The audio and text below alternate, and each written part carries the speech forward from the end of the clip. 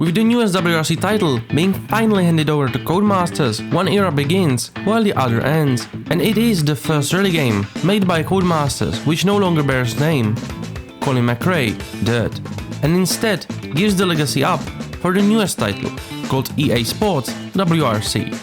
But before we review the newest, just like a year ago, with WRC Generations, let's go through history and pay tribute to a franchise that changed rally genre forever.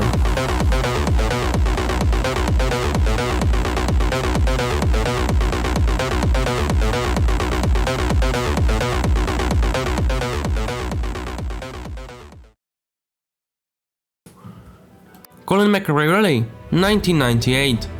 Yes, for the first game, we'll have to go back to a previous century. If you think that a rally game this far back would gain a small recognition, you would be wrong. The game sold over 4 million copies and earned over $30 million. Became a bestseller in UK, and it was not for nothing. The game offered 12 cars and 8 rallies. Among the cars you could find both expected Subaru and Mitsubishi, but also for example Audi Quattro as part of a bonus for completion of the game on expert mode. Among rallies you could find the likes of Australia, United Kingdom, Sweden, Monte Carlo and more. The game was praised for its physics, being an attempt to deliver a realistic experience, and while today they are far from the most realistic, at the time it was something. The game was released on PlayStation and later on Windows. And while critics praised the game, it was the audience whose heart the game stole. Codemasters most certainly had a lot to celebrate at the time. Colin Mcrae Rally 2.0 2000. Colin Mcrae Rally 2.0 does improve on the first game with the new arcade mode, new menu, which is now iconic. And speaking of iconic, we cannot forget the trailer. The trailer is perhaps the most well-known piece of media in the entire franchise. Alongside already mentioned improvements, the graphics have been updated to the next level, and cars have also improved both in quality and amount. The game once again became a bestseller in United Kingdom. In 2001, Colin Mcrae Rally is released for Game Boy, but it is not developed by Codemasters, so let's skip to Colin Mcrae Rally 3.0 2002. The game's graphics improve a lot, but in my opinion, it is here where the Colin Mcrae era ends, and the games no longer feel like a Colin Mcrae game, and lose a bit of aggressive electronic feel of the original. But in terms of being fun, arcade-ish rally game, it is still solid, but there are not many reasons to come back. Also, you now no longer have a control over the repairs of your car, taking away another typical Colin Mcrae mechanic. Colin Mcrae Rally 4 2003. While the franchise at this point loses its WRC license, it still retains the expected level of quality, but the yearly releases prevent any real innovation, and outside of a bit better graphics and an additional co-driver, Derek Ringer, no other drastic improvements appear. The game falls into the same pit WRC fell in just a couple of years back. Colin Mcrae Rally 2005-2004, yes. Luckily for the franchise, the studio probably notices the lack of improvement between third and fourth game, and thus the 2005 brings way better damage model, more stages over 9 countries and more cars. This all is allowed thanks to a better improved engine and a pretty much a solid goodbye to Colin Mcrae series, and paves the road to first DiRT installment. Colin Mcrae DiRT 2007. The start of DiRT series should have been a start of the new era, but the game's release on PlayStation 3 was scheduled on 14th of September, and as fate had it, on 15th of September 2007, Colin Mcrae died in a tragic helicopter crash. Thus, while we have gotten a new era of DiRT, no one expected the Colin Mcrae era to end with the champion's death. But at least the game honored the legacy by delivering a truly wonderful experience. The new Neon engine, developed in cooperation with Sony Entertainment, delivers great simcade handling. Also, the progression system is great, with a pyramid split to tiers, meaning that the player is kept occupied and happy. Extensive selection of stages and cars also adds longevity, despite some classics missing, like Sweden and Ford Focus. Graphics do leave a bit to be desired, especially with this slight disadvantage of burning your eyes out if you played for longer than 5 minutes. Outside of rally, you get rallycross, rally raid, hill climb and more. But they have some issues. For example, rallycross lacks joker lap and core tracks, and buggy racing can cause performance issues. Nonetheless, the game is vital to the character of the entire DiRT series and is still worth coming back to and drawing you in for a long time. Colin Mcrae Rally DiRT 2 2009. Now using the modified Neon engine called Ego, we get amazing damage model, great stylized graphics with really well made interactive menu, and while the game looks far away from Colin Mcrae Rally, it still retains a fun, rewarding simcade handling. The questionable additions was the AI having a chat with you as you drive, so they might taunt you when wheel to wheel or scream when you send it a little too hard, and believe that the game still carries the flat out nature of the series. Fun fact, you can find Mohammed Ben Sulayem, the current president of FIA. There's a lot of content and it's clear that codemasters know what they are doing. For example, licensed vehicles have advanced damage model. That is something that a lot of WRCs and other games would be making a lot of excuses about. The reception was very positive, as is usual with the series. Despite the changes in style, getting an advisory from real life certainly helped the physics to get more accurate grip levels. The series is on the bright side, but the future is golden.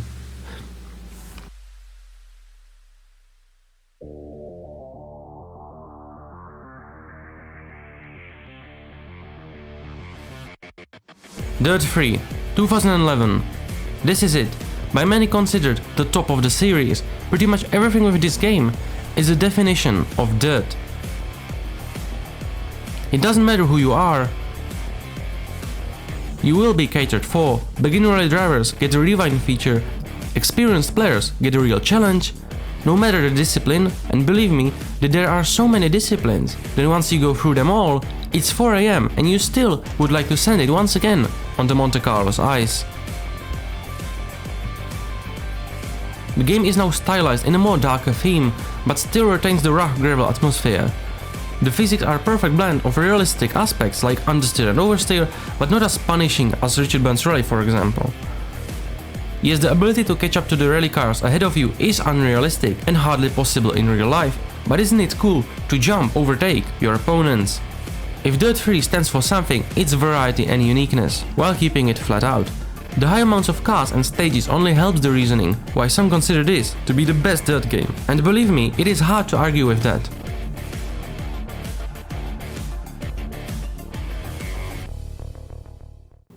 DiRT Showdown 2012. What is not hard to argue with is that this is not a proper DiRT game. It's basically Demolition Derby with clunky arcade handling, and the reviewers would agree. It's not really rally game, and the codemasters certainly missed the point here. But even the masters make mistakes. But if you expect series to go downhill, well then just wait for this.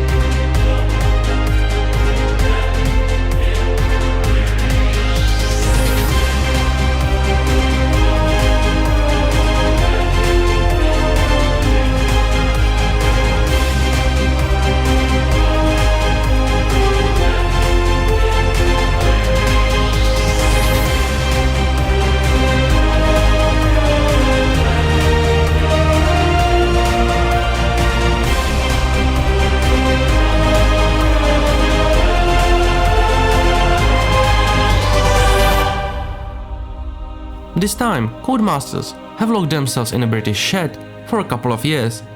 The result? An absolute behemoth called DiRT Rally, ton of cars with realistic interiors and unique handlings, stages made from real-life examples, hardcore rally experience wherever you look. And while Richard Burns Rally can keep the throne, the king of immersion has just been crowned. If you want to know what it's like to send it at 200 km an hour through Welsh forest, there is no better alternative, at least for now. The game only caters to hardcore rally enthusiasts, but what an experience if you are one. Rally, Rallycross, Peak Spike Hill Climb, simply the game tests your skills wherever you go. The game has been rated above the standard of 8 out of 10, which DiRT series was used to, and goes all the way to 9 out of 10. Honestly, I thought I would write a lot here, but the more I think, the less needs to be said.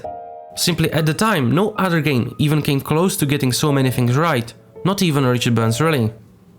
DiRT 4, 2017. While DiRT Rally stole hearts of rally simmers, the more laid-back, casual audience was left with nothing. But this was about to change. DiRT 4 combines both arcade-ish, more career-focused gameplay with realistic options a player can turn on regarding handling. Outside of rally, you also get rallycross and buggy racing. Whether this attempt was successful or not is up to you. Many think that they tried to stretch the game to fit everyone and created a mess. And yeah, the handling is a bit of understeering mess, but I still think that the career mode compensates for it with extensive options from sponsorship deals to licenses and team management. The game also has a random generator of stages, which assembles stages from pre-made chunks, thus it adds only a little bit of longevity but emphasizes the need to adapt instead of learning stages by memory, which is a terrible trend in rally games. Overall, I think it's a solid package you get, considering there are plenty of cars and content. DiRT Rally 2.0. To this day, despite being 4 years old, this game amasses a lot of players thanks to its addictive multiplayer and online mode. It's somehow better than DiRT Rally and takes the immersion to another level, giving other rally games a run for their money. A ton of detailed, superbly sounding cars with realistic handling characteristics. Yes, it's a simcane, but so immersive that you feel the fear in co-driver's voice as you jump over the hills of Finland. At night, you will be the one scared as you will drive with only one light working. The damage model is so extensive that the beginners will change the sedans to hatchbacks as they plunge into the forest. You can also compete with other racers using the racenet, and since you only are allowed to crash once, there is no restart. It's proper rallying, except for the track limits demons. The game also pays tribute to Colin Mcrae with a DLC commemorating his accomplishments in rallying. So the question is, will the newest installment surpass this? Well, we have one more game to go through, but then you will get your answer.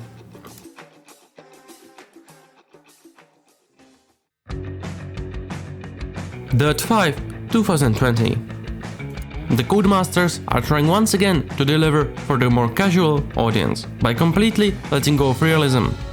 This time even rallying is cut from the equation, and the styling of the word dirt has also been cut. The game features rallycross, ice racing, off-roads, buggies and more. You could say that Codemasters are trying to fill the gap created by rally with everything they have. But while the game is stylized nicely and is rated highly by the reviews, it feels like a pointless racing game that could be created by anyone.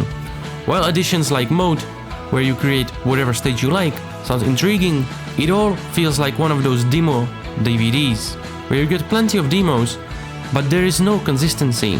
Overall, it's not a bad game, it just lacks reason to buy it. And well, people did not buy it. While the game sold decent 180,000 copies, it's almost nothing compared to DiRT Rally 2.0's 783,000 copies sold. These numbers are from VG Insights, only counting for a small part of the sales. It's the ratio 180 to 783,000 that is important to take in focus. By the way, DiRT Rally 2.0 recently broke 12 million players. It's just sad that this is the last DiRT game we got, since in 2021 the era of DiRT was brutally slaughtered by the EA purchasing the studio. If you want to know more about the crimes of EA the Ripper, you can check my animated video about it. The era was great, and while DiRT might not mean much to people since it's not as smooth as tarmac and not as frictionless as rails, it's in heart of many for just being DiRT.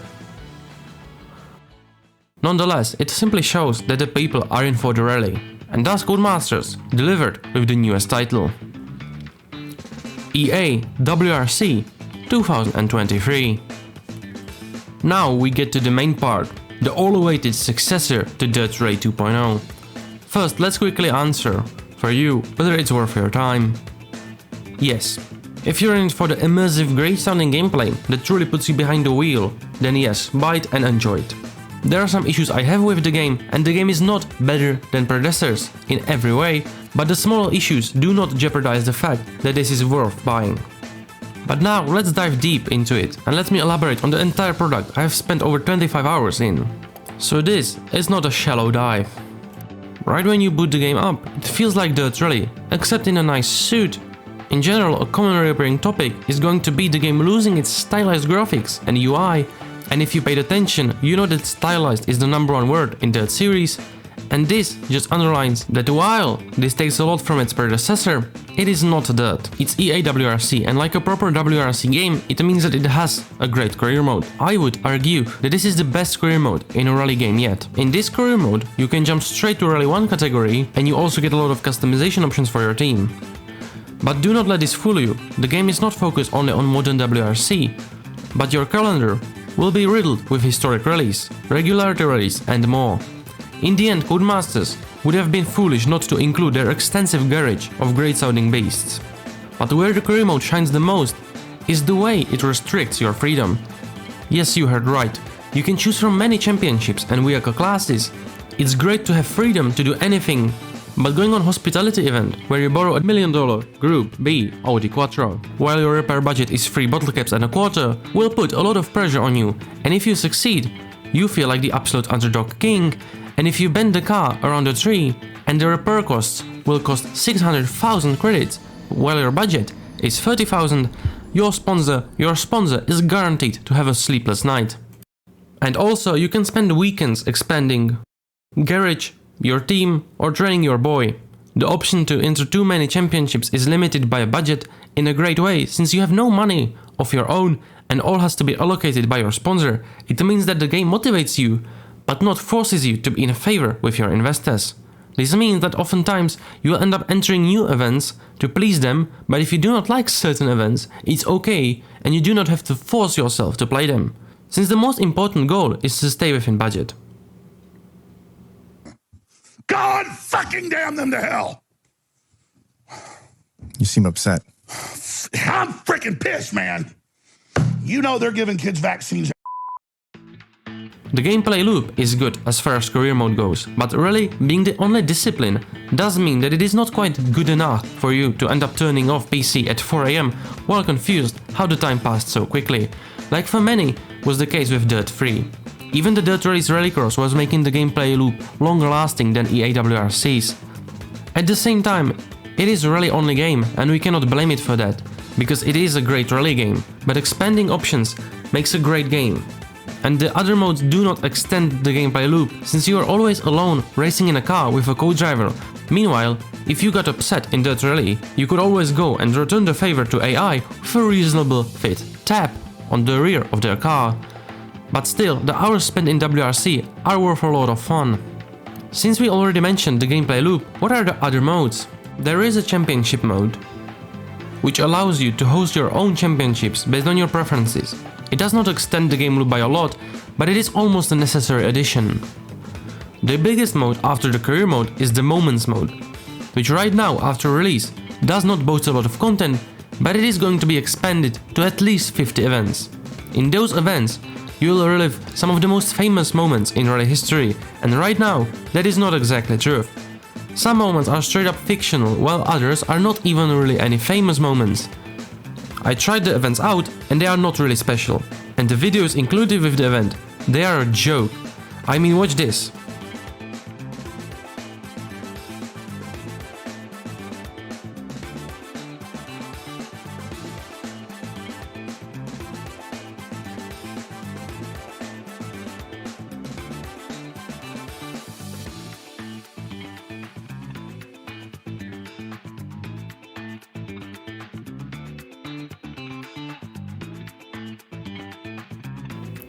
No voiceover, around 15 seconds of length, and a terrible bitrate.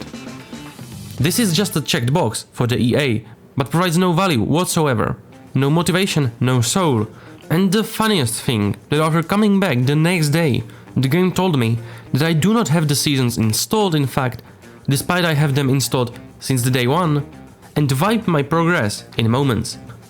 The career mode was fine, but the moments right now are more of a mess with poor quality and offering very little. It is hard to recommend. We'll get back to moments when we will talk about the gameplay. The next mode is Rally School. I will take the freedom to skip the online functions in this review and quick play and time trial because these modes are same like in any other game you would buy. And just like with the previous review of WRC Generations, I like to give the online functions some time to settle, but as far as I can talk about them, they are working fine. I have had to join the official EA club to play, but at least the reward was worth it. 3-month subscription to Rally TV. Yes, the provider of the terrible low bitrate footage to the moments. So Rally School, is it just a checked box? Well, not exactly, there is some potential, and honestly, while being rather short, it does teach you the basics. I played through its entirety, and it very well explains all the elements of rally and even teaches you the regularity rally. So the only problem I have is the lesson about racing line.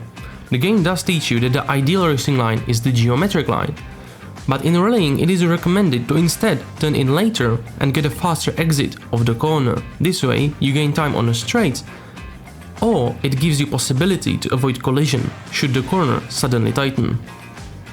But outside of this, Rally School is a worthy challenger to Richard Burns Rally. Not as elaborate, but gets the job done for the beginners.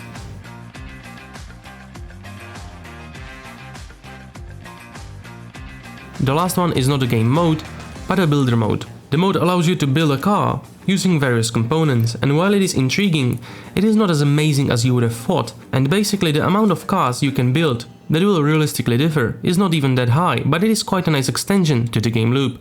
So after I built a car, tested it, and properly named it,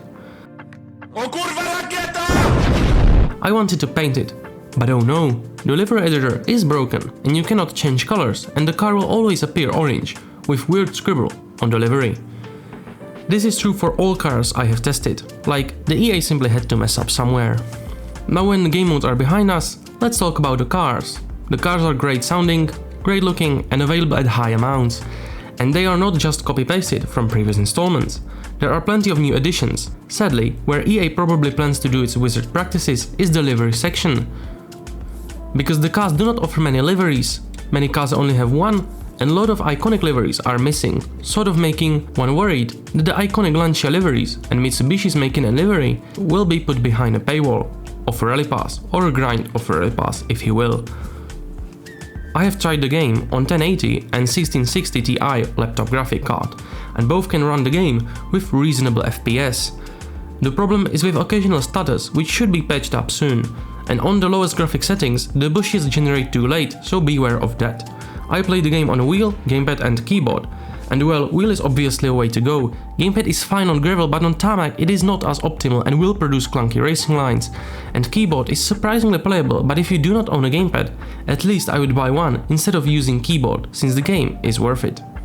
Also, it is good to mention that compared to WRC Generations, EA WRC has very easy setup, and getting your hardware synced with the game can be completed under 1 minute, which is just a big plus. Replay and photo mode. The Codemasters have put a lot of effort into making great replay mode and photo mode, and they were very successful with many angles, gauges and timers to turn off. It's solid. My only complaint being the particle effects not being fully synced with the replay mode, but I hope that the fix is on its way. Next up are the physics. The already great DiRT Rally 2.0 is surpassed here, with gravel physics being very on point, and I think that pretty much the DiRT legacy is continued at the gravel being at the very best you can play, easily taking down many of the stages with poor quality gravel you can find in Richard Burns Rally. You can really catch your wheel on the canvas and feel the surface being uneven. Only complaint is that the sound of gravel hitting the car is missing, despite the feature being present in previous installments. In general, my guesswork analysis of the pre-release trailers was correct. And tarmac, while having more correct grip levels, is still a bit of softy when it comes to its overall performance. You can now drive a car like you would normally do, so that is an improvement, but I still think that we are at least one installment away from perfection, but the game is improving, and that is a good sign. Snow is similar to gravel, with quality not as much to differ here. The difference between front, rear and all-wheel drives is very realistic, and the length of wheelbases sets the oversteer and understeer tendencies. Overall, the cars behave very realistically. Seasons. The seasons only work in few modes and it's a bit tricky with seasons. I mean, in Rally Japan, for example, the winter and summer are only visually different. Meanwhile, Monte Carlo changes from fast tarmac to ice skating. The seasons definitely add longevity, but not as much as you might expect, but it's great to have them and a brilliant idea from Codemasters. Stage limits. Finally, the cutting mania of the DiRT 2.0 is at least partially stopped by the penalties and penalty marks, which you cannot cross. It does not completely solve the issue, but I think it's a great compromise to keep the cutting demons interested and regular people not suffering from the consequences. Hybrids. Finally, we've gotten proper hybrids where the boost does not apply exactly when you don't want it and chucks you off the hill. In the game you set the value of throttle input above which the boost applies. Thus you have a great control over when you apply the boost, and with practice you can smash, hopefully, the time and not the tree. This also ties in well with the improved throttle control, which makes driving cars way easier and more precise, instead of having to smash throttle, like in the DiRT 2.0. Pace notes are incredibly well written, and while the co-driver sometimes struggles to keep up in the fastest cars on twistiest sections, despite driving the routes for the first time, I was able to get a very solid result. It's not questionably accurate Titans of WRC generations or the too late set sharp corners of the DiRT 2.0. It's perfectly balanced, and that means you can enjoy the game without learning the stages, which is great. Difficulty. You would expect the game to carry over its hardcore nature, and just like the DiRT 2.0, the only way to finish the career mode would be to become a WRC champion in real life and then maybe get a second place in the Masterclass career mode. Well, here it's an opposite, and let me show you what I mean. So we are here in the menu, and I'm gonna randomly select a stage on the hardest difficulty and play it.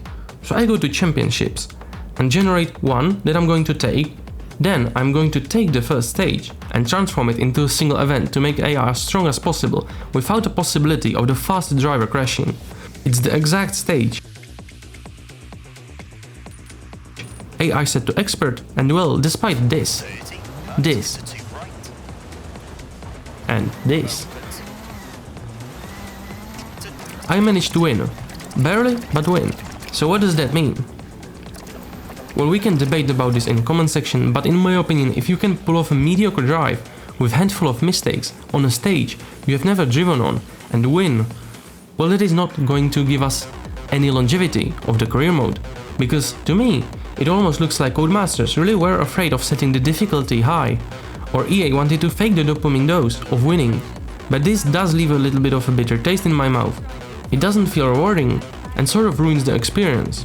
Yes, the win was only by 0.7 seconds, but now when you know the stage, it's going to extend into seconds, and rather sooner there will be no point in playing single player. Why can't the slider go like in WRC generations to 150?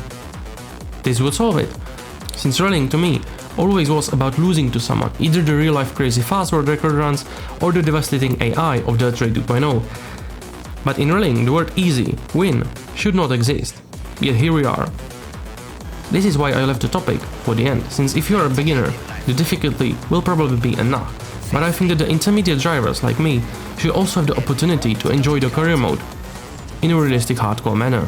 But to not end on a bitter note, it's a great game, and when a few bugs will be fixed, it is going to take one step closer to a perfect rally sim and a game at the same time. And on this bombshell, it's time to end. Enjoy cutting where you shouldn't, and...